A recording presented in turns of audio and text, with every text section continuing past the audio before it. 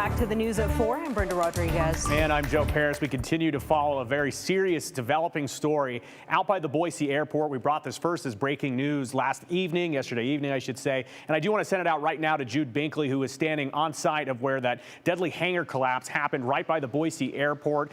Jude, what's the latest information here today? I know there's a lot of community questions. Absolutely, Joe, and you just mentioned we've been talking about how this was by the Boise airport, and really quick, just wanted to put things into a little bit of perspective. We are right off the interstate, right before the exit to get to the airport if you're traveling eastbound on I-84, so that's kind of where this accident happened. And of course, we've been following this throughout the day, and the most recent development we've heard in a statement from Inland Crane, the company operating the cranes at the site. They're saying this collapse happened due to an unknown structural failure. They say beginning Monday they had 4 cranes here for construction, but as of yesterday afternoon, they say there was just 1 crane remaining on the site, which was being used to place an end truss. And they say when the structure collapsed, that crane really snapped on impact, and they say that their cranes here, this crane company, says their cranes were not responsible for the collapse. Now, we also got a recent update from the city of Boise. The scene has been fenced off. It's been fenced off for about 4.5 hours now, and Boise Fire has handed over this investigation to OSHA.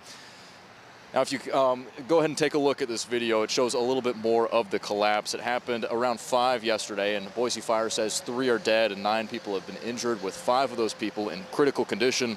There's a private hangar that was under construction near the airport, on airport and city property, but it was being leased by the Jackson Jet Company.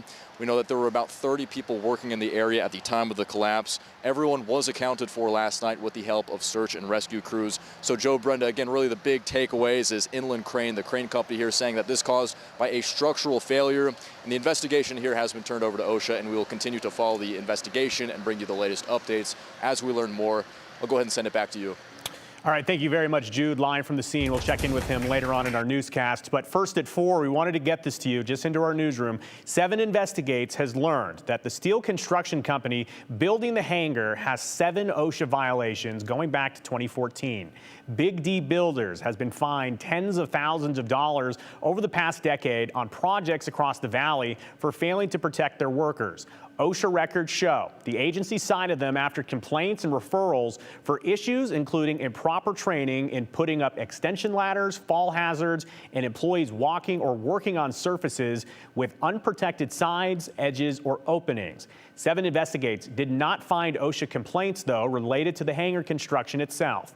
According to Idaho Secretary of State records, Big D has been in business in the Treasure Valley since 1996. We've reached out to Big D multiple times over the past 24 hours. We have not heard back.